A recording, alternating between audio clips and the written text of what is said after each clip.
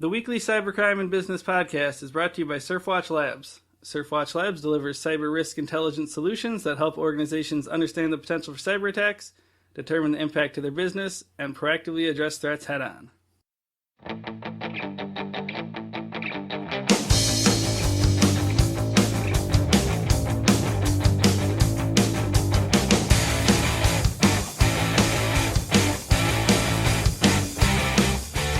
Hey everyone out there, today is Friday, June 19th, 2015. I'm Jeff Peters, Surfwatch Labs editor. I'm here with Matt Leifus, Surfwatch Labs writer, and Monica Schroeder, Surfwatch Labs data analyst.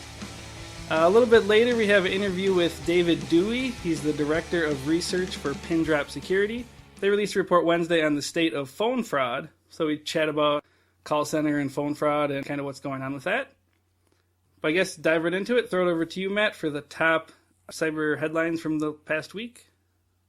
This is going to be the list of the top 3 trending new industry targets for the week, according to Surfwatch Labs data. Coming in number 3 this week, we had Missing Link Networks. This is a Northern California winery, point-of-sales vendor, and they announced this week a data breach that affected customer transactions that were made in April this year. Customers were sent notices about the breach on May 27th. According to Missing Link CEO Paul Theanis, information obtained in the breach included customer names, credit and debit card numbers, billing addresses, and birth dates.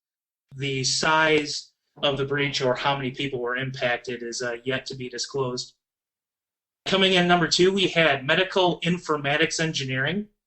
Healthcare information stored on this company's internal networks were exposed after a data breach, which actually affected several other healthcare facilities.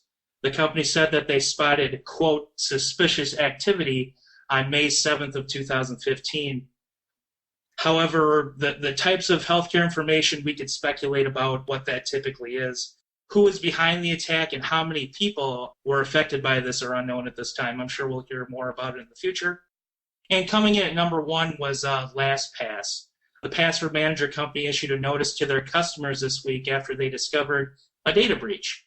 Hackers obtained customer email addresses, password reminders, server per user salts, and authentication hashes. LastPass said in a statement that their master passwords were not exposed in the breach, and they believe their encryption measures are sufficient to protect customer data. LastPass, of course, urged all their customers to change their master password after the breach. And those are the top trending targets for the week. And to kind of kick off discussion, guys, I thought that we could actually get into the LastPass breach. Just this weekend, I actually had several friends. We were on a camping trip, and they were kind of discussing password managers, and they were asking me, because I all of a sudden was the expert compared to these guys on this matter, and they were asking me if this was worth it, and then come to find out we hear news that LastPass was breached. My answer to them was yes, but I thought that we could get into a discussion. Are password managers worth it, even when we have an event like this happen where LastPass does get breached? I wonder if we could get everyone's thoughts on that. I mean, I would say that everyone should use password managers. There's a lot of different ones out there. I actually use LastPass myself when I got their email. LastPass says that none of your user vaults or data was actually exposed. So even if the attacker was able to crack and get your master password and tried to log in, they'd still be stopped by a notification asking them to verify their email address. So there's definitely several layers of security there. So I don't think it's really that big of a deal as long as people change their passwords. At least I'm not too worried about it as a customer. We talk about on the podcast all the time, these breaches where people are reusing passwords. So if you have a password manager, at least you can have a unique password for every site. And I think for the average person, that goes quite a long way to helping keep their account secure. Password managers are totally worth it. I think at the very least, it's getting people more aware of changing their passwords and making sure that they don't use 123 and, their dog's name or something. But while this breach didn't have a huge effect, I'm more concerned with the next breach, because they were breached in 2011 and now they're breached again. And what happens the next time? Yeah, and we actually saw there was some malware out there that was specifically targeting different password managers. So I think that's the important takeaway, is just to realize that even if you're using a password manager, you can't just assume that everything's going to be secure with it. So turn on multi-factor authentication. There's different ones like KeyPass. I know a lot of people that use that. It's an open source one, and you can just put the information right on USB and carry it around with you. Monica brings up a good point. This is the second time, and the whole point of these companies is, well, they manage your passwords and they keep your information secure. And another good point's brought up that, yeah, you could do a lot of this yourself. I mean, you could employ two-factor authentication. You could use great password etiquette and, make sure you're updating your password using numbers, letters, symbols, capitalization. But again, how many people actually do that? Were you actually sitting around the campfire, like chatting around about passwords? And I'm just curious what people think about passwords. So I went camping last weekend, and I got a lot of friends. I have a friend that's like a CAD designer for John Deere, and like a couple other people. They do stuff. They're like a couple lawyers, and they're constantly having to go into all these documents, and security is a humongous concern. And they know what I do for a living, and they were just asking me about it. Like, hey, I really wish there was a way that I could manage all these passwords. And I heard about password managers. Matt, what do you think about it? So that's how the conversation got brought up over the campfire, toasted a marshmallow. So the old casual conversation about cybersecurity over a campfire. One of the big stories that I saw this week was this Cardinals Astros hacking case. I'm a lifelong Chicago Cubs fan, so anything negative against the St. Louis Cardinals, I'm just ecstatic about. But the New York Times reported how the FBI is investigating the St. Louis Cardinals, which is a Major League Baseball team, just in case anyone didn't know that. They're investigating claims that a disgruntled Cardinals employee hacked into the internal networks of the Houston Astros Association. It's widely believed that this employee, who used to work under the current Astros general manager, Jeff Lunau, who used to be an executive with the Cardinals, they were attempting to hack into the internal networks of the Astros organization to kind of smear the name of this guy. Apparently they didn't like him very much. And it's rumored that the way they did it, they simply used old passwords that Jeff Lunau used when he was with the Cardinals. So I don't know if that's true. Yeah, I believe that's what the original New York Times article claimed. But I just saw an article on Sports Illustrated where Lunau actually was quoted, and he said that in regards to his passwords not being changed, he said that that's absolutely false. Apparently, Lunau used to be a technology executive before he began his career in baseball, and he says that he knows all about password hygiene and best practices, and he's aware of how important it is. So I'm not sure how they got into the network, but according to Lunau, at least, it's not as simple as some people were writing about, just poor password hygiene. And I think one of the important things to take away from this case, this made headlines, corporate espionage in Major League Baseball. It's a sporting event, so you're going to hear about it.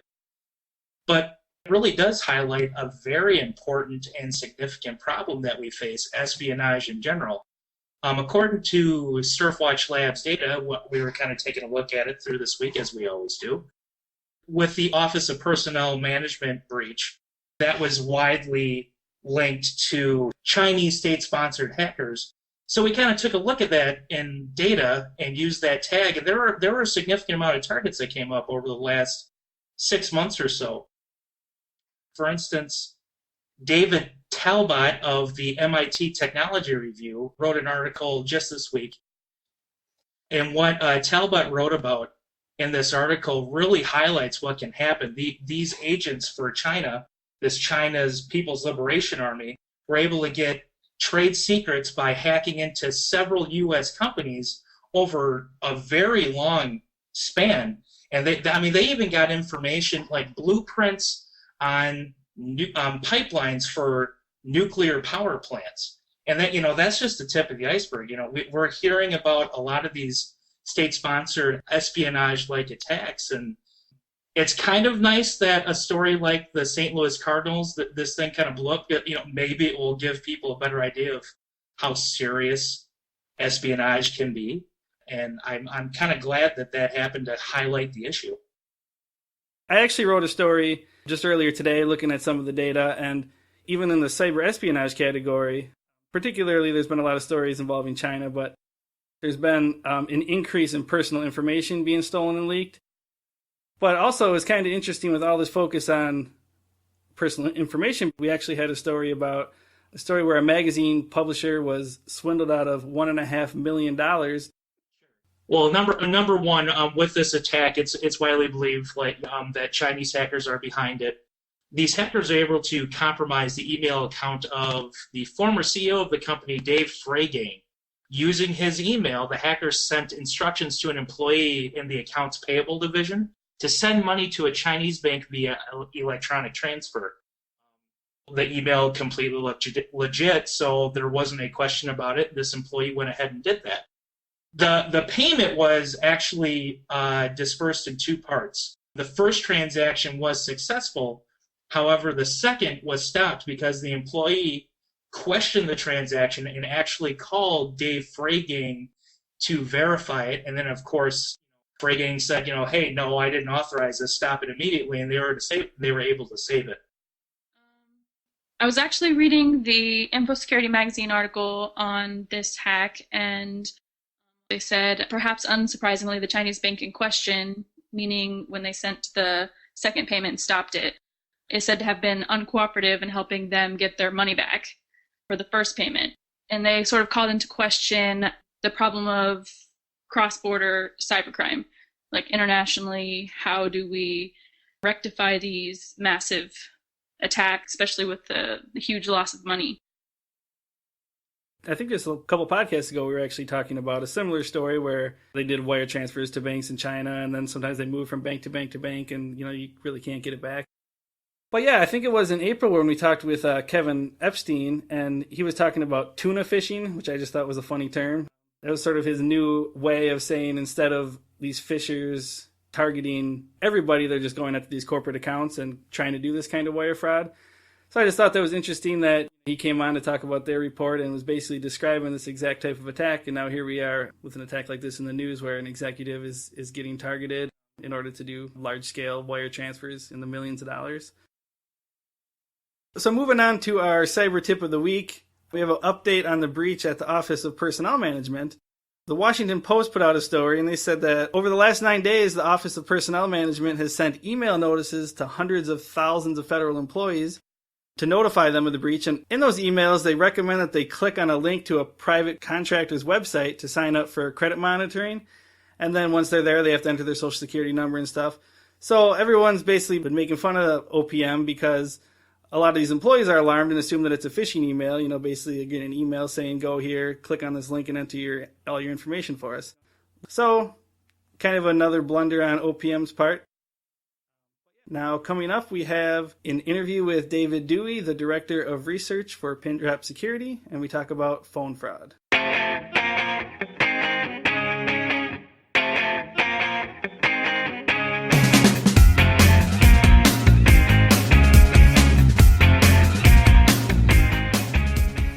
Yeah, so I guess to get started, I know you guys just released the State of Phone Fraud 2015 report, and the thing that stood out to me, it said that financial and retail saw a 30% increase in the percent of fraudulent calls from 2013. About 1 in every 2,200 calls that comes into a financial institution is a fraud attempt. And 1 in every 2,200 calls, to kind of put that in perspective, these institutions are dealing with tens of millions of calls per year.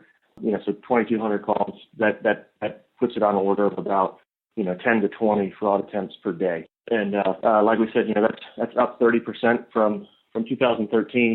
We can only speculate as to why we're seeing the increase, but our suspicion is that the online channel is becoming more and more protected. Folks are deploying intrusion prevention devices, web application firewalls. Things like PCI compliance and things are forcing people to increase the security of their websites and so forth. And so, but the phone channel has remained nearly unguarded. And from an attacker's perspective, it's just more simple to try to social engineer your way through a person at a call center than it is to try to hack your way to a protected website. Yeah, one thing I wanted to ask you was just how, if you kind of have a sense of how successful these phone calls are. For example, you guys said that there's 86.2 million calls per month in the U.S. that are phone scams. So obviously that's a lot, but I'm just thinking myself, I get calls like that and I pretty much ignore them. Do you kind of have a sense of like how successful they are against individuals or businesses? Yeah, so the FTC estimates that of those 86 million calls that are going out to consumers to target their scams, it's resulting in over $15 million in loss over the past 2 years, and that's consumer loss, right? So a lot of times when people think about loss figures, 15 million doesn't sound like that much if you're talking about gigantic financial institution, but when we talk about consumer loss, it becomes much more of a big deal. Yeah, and I saw in your press release someone had said that the recent breaches at like Anthem and Target, all these big breaches have led to they were speculating an increase just as a way to kind of monetize all this information that's out there. Do you agree with that? Absolutely. So when you see a data breach like what we saw, the ones that you mentioned, that's kind of just the little piece that a fraudster needs to be able to complete the rest of the puzzle. Just that little piece of information, a simple Google search will usually fill in the rest of the information. We recently did an interesting test here where I tried to enroll for a credit card posing as one of my coworkers. Now, he was sitting right with me while we were doing this, and what we did is we called up to a bank, and I simply Googled his name, and about the third link down provided me with all the information I needed to be able to answer all of their questions. And he was pretty shocked. Saw this happen, and of course we backed out before anything went through completely. But getting through the knowledge-based authentication questions that are commonly used by these institutions is just it's pretty trivial. And have you guys noticed a shift in tactics at all, or maybe them becoming more sophisticated in the last couple of years, or is it kind of the same business as usual? The tactics are fairly similar to how they've sort of always been, but the attacks are becoming more organized. This isn't just some guy giving us a shot to see if it works. These are oftentimes organized crime units that are operating, as a team. They're operating it like a business, and they're functioning with the structure of a business. Another interesting call that we monitored once that was caught by our fraud detection system, there was a fraudster trying to make a deduction from a very large U.S. bank. Our system caught that as being fraud. We then listened to another call that was also flagged as being fraud, and the system had marked it as being the same fraudster. It had matched the exact same phone print, that we call it, so that it was determining that the call was coming from the same device or the same location. And when we listened to that phone call, you could hear the first phone call that we had flagged as fraud occurring in the background. And so this was a team of fraudsters sitting in the same room, targeting the same bank simultaneously, right? And so these are the sorts of things that banks are up against nowadays. It's not just a random guy trying his best to get some money out of them. It's organized crime at the highest level. You mentioned credit cards, and in the study it said that they had 3 times the rate of other financial institutions in terms of the rate of fraud. I guess that kind of seems common sense to me, but is there anything else that stood out to you that you guys found? Yeah, the interesting thing that we're seeing with the credit card providers is the attacks are a little more novel, because when you're dealing with a bank or a brokerage, there's an account, and the attack typically consists of a fraudster trying to withdraw money from that account. With a credit card, you can't really call up to your credit card company and ask them to send you cash, right? It's not the way that works. And so the attacks end up being a lot more novel. One of the more interesting ones that we've detected with our solution was a case where there were some fraudsters based in a very popular vacation destination in Europe, and they had compromised someone's credit card account. And they knew that if they just started using that account number in this European country, would flag all kinds of fraud detection systems on the back end of the card provider. And so what they did is they called in posing to be the owner of this credit card and told them that they were going to be traveling to Europe. And they asked them to lift the travel ban on the card. And in the same call, asked them to increase the credit limit on the card. And both of those would have been successful if our product was not there to identify the phone call as being fraudulent. And so you'll see that the types of attacks that are leveraged against credit card providers or issuers, it has to be, they're typically a little more creative than simply trying to extract or make a deduction out of an account. One thing in your report, when you guys were talking about the retail sector, you mentioned chargeback fraud and how that's a big problem for a lot of businesses. Is there anything that businesses can do to combat that kind of fraud? Yeah, so the biggest thing that we try to work with our customers on to help them understand is that it's all about attribution. When someone calls into your institution and claiming to be a person, claiming to be one of your customers, there's really only two things that are provided that person is going to naturally provide to you. One is the calling phone number, and the second is, their name, the identity of who they're claiming to be. And the problem is neither of those two things can be trusted.